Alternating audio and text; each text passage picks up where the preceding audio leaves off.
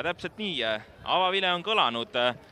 Hakkame minema ja vaatame, kuhu me umbes täpselt 2 tunni pärast kohale jõuame. Number 22 Tanel Lang, aga vaatame nüüd pikemaut Kuressaarelt. Rasmus Saar selle sooritas, mehed kukuvad ka. Tuleb lööki ka, see läheb üle värava, Lapa peab sekkuma ka praegu. Mängib lühidalt lahti Andreas Palli.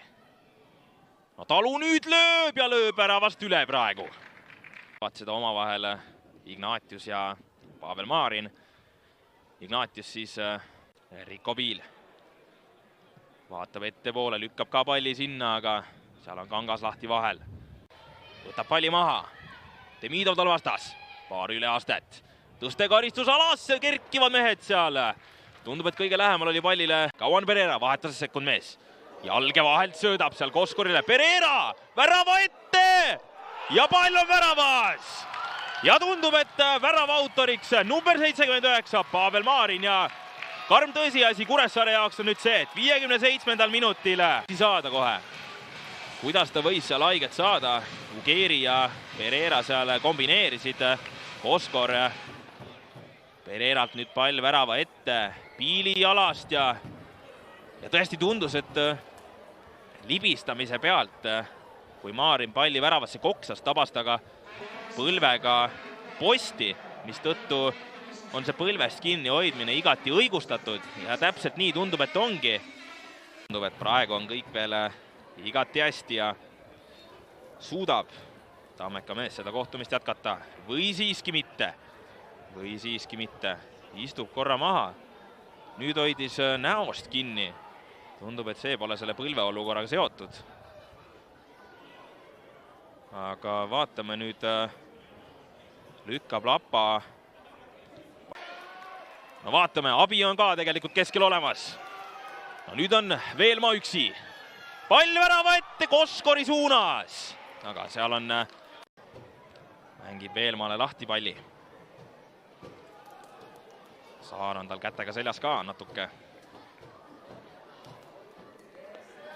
Aga nüüd on Haidara seal, mehed kukuvad ka, Haidara ja lööb seisuks 90. minutil. Või siis ikkagi ei löö. Ja ei löö. Näitas kohe Karl Koppel. Praegu jääb natuke, tundub ikkagi, et värav ei loe. Kontrolliti varruumis ka korra see olukord üle ja ikkagi värav ei loe. Haidara jääb oma väravast ilma praegu. Kamandab ta kõik mehed ettepoole ära, sest ega tõesti. Ja ongi kõik. Ei ole aega. Karromet Nõmmel lööb ta ahastusest palli õhku ka. Premium Liiga 11. vooru kohtumine Tartu JK Tammeka ja FC Kuressaare vahel on siin Tamme staadionil lõppenud ja lõppenud sellise seisuga. On jõudnud Rasmus Saar, ole hea, võta see mäng täna kuidagi oma sõnadega kokku.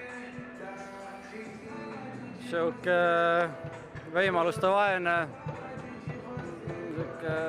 lihtsalt pusimine siuke tundus, et midagi suurt väga ei juhtunudki selles mängus, et eks see seis näitab ka seda, mis mäng oli, et see ega ilus mäng ei olnud. No ründefaasist tõid välja, et jäi teil täna puudu, aga kas midagi veel jäi täna puudu, oskad välja tuua ehk?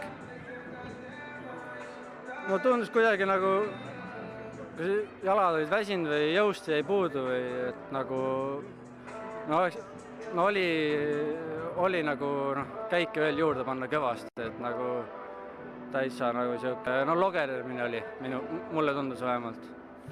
On midagi sellist, mida annab järgmisesse mängu nii-öelda positiivselt ka kaasa võtta, oskad öelda? Ei no midagi kindlasti leida, mul otse kohe niimoodi pähe ei tulegi, et ega selles suhtes tegelikult kaitses olime tublis, üks õnnetu värav, ma ise jäin ka veits magama, sealt liiga lihtsalt lasime värav ette palli anda, et seda peab üle vaatama, aga nagu jah, võib-olla see kaitse osa oli okei. No tagasi naturaalsel murul ka on selle üle pigem hea meel, ma arvan. Jaa, tegelikult siin väljak oli täitsa okei, täitsa mõnus. Mul ka eessa mängu muru peal, et kui selja võttis tegelikult ikka läbi, et nagu pisivigastustega on probleeme olnud ja oli raske nagu lõpus eriti nagu. Aga noh, muru peal on ikka täitsa teine asi, et see on nagu mõnus. Trenni on mõnusam teha ja mängida ka kõvasti mõnusam. Teil järgmine mäng Nõmme Kaljuga, millised on mõtted selle mängu eel, kui te sinna kaotuse pealt lähete?